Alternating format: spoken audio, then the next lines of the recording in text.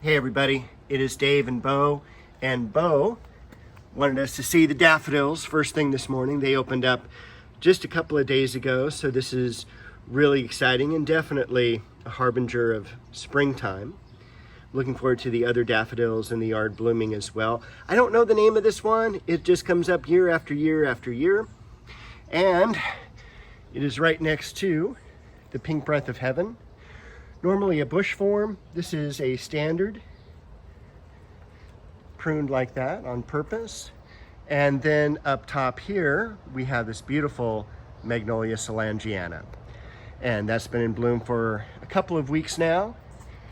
They're not the cleanest when they're like this, but I mean, you can't really beat the amount of blooms you get off of these and the generally low care that this plant has. Gets a little leaf burn at the end of the summer, usually in August, but that's right before the leaves start falling off. And other than that, it's a fantastic plant for the yard. We'll go ahead and see what other things have happened this week. First of all, you might say, hey, that dogwood looks a little bit further away from the fence than I remember it. This has finally been moved. I did prune it back to compensate for any root loss during the move, but basically it moved from here over to here about 4 feet, and that should give us a much more pleasant spread of the branches between that and the ligustrums. I did prune some of the ligustrum this week as well. Got rid of a lot of the plumbago that was growing up. Still a lot more to do. That is a dense hedge and that needs to be thinned out. No rain this week. We did have a couple of sunny days. We are headed for more rain in the next couple of days as well. So lots of weather changes. The Scilla is doing terrific. That should start to bud up pretty soon. A lot of the roses now are leafing out. That's Judy Garland. That's Margaret Merrill.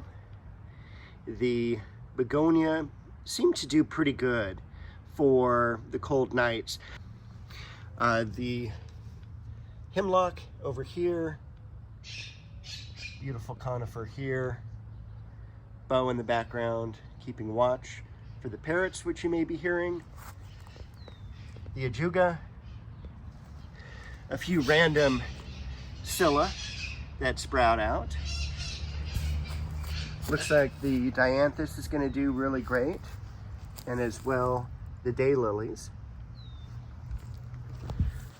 Over here we've got the fernleaf chamaecyparis. The Westringia looks like it transplanted just perfectly. It's been 2 weeks now there. No leaf drop, no leaves turning colors, and of course a couple of blooms, which is great. Look at how Blue Girl has leafed out. I'm hoping the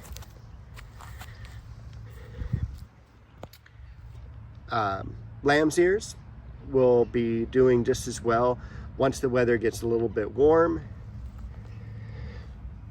Got the beautiful Dunes Valley thyme there, and just a couple of blooms on the dianthus.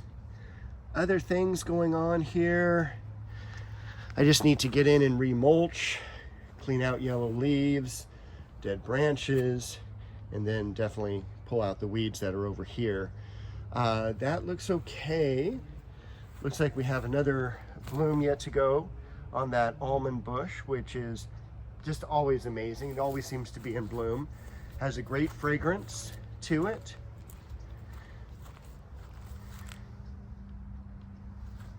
Pansy's still blooming really well, as are the violas.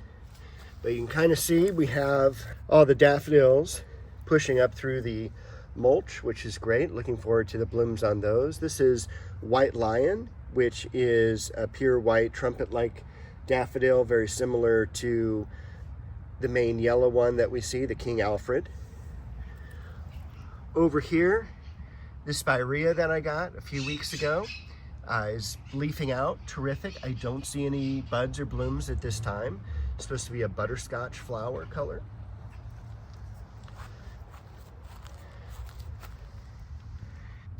Look at that beautiful pansy there. More daffodils coming up. Look at the rich foliage on that Lynn Anderson. All the new growth is extremely dark. And even Queen Elizabeth has a lot of tremendous amount of growth on it as well. Over here, not a whole lot to report. A few blooms on the irises here. Everything's leafing out. I do have some blooms just beginning on the iris nata. We have a lot of buds, 1, 2, 3, 4, 5, at least a dozen bloom stalks coming up over here. So that'll be really nice in the next coming weeks. No foliage leafing out yet on the Japanese maple.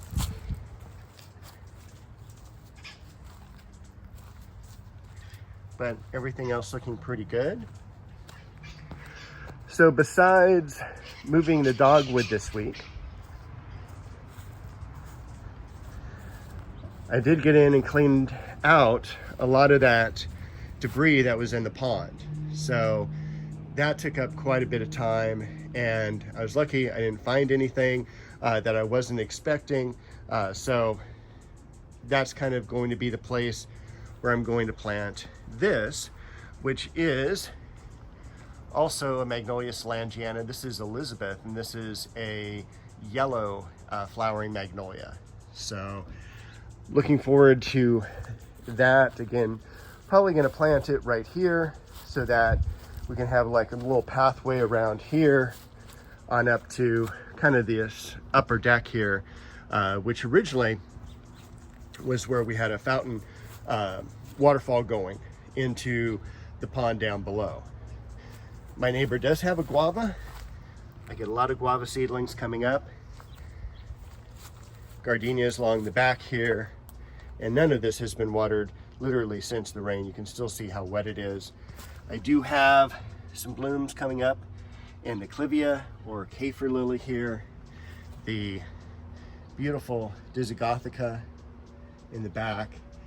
No buds yet or anything on the Chinese fringe tree. I'm hoping that'll leaf out pretty soon. I want to get that started with a lot of growth this year. Japanese maple.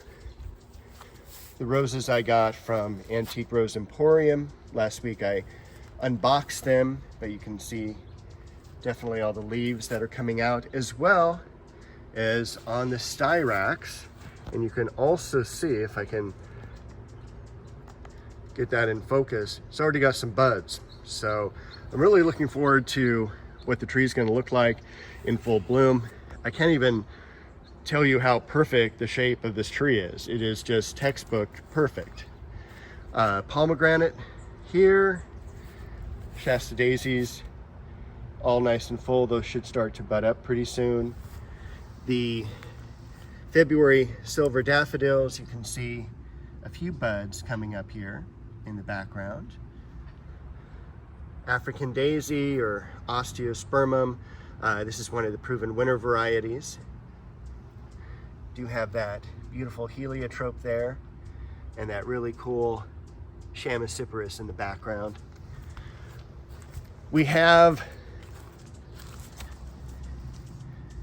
a blooming hyacinth already. Now, hyacinths really aren't supposed to grow in Southern California. I have had no problem here in the valley growing them, so we do get just enough chill for them to bloom consistently. I planted these probably 4 years ago, maybe even 5 now, and they come up and they bloom every single year. The only thing that hurts them, and I think only one of them has really, there's Bo, only one of them has really died a horrible death when I cut it in half with a shovel digging. Other than that, they've come back year after year, with just one other exception, that the bulb could have very well just rotted out. We've got the geranium here, the variegated geranium, leafing out. fern in the back, and also another true regular color heliotrope there. Looks like the azalea made the transplant. Okay, we just moved that back just about a foot or so, just to give some more room up here to the front. This is Japanese maple Shishigashira. No leaves on that either at the moment. Check on that little juniper in the back, still looking good. Along with the red veined, I want to say it's a red veined ornamental chard. I don't remember, so don't quote me on that.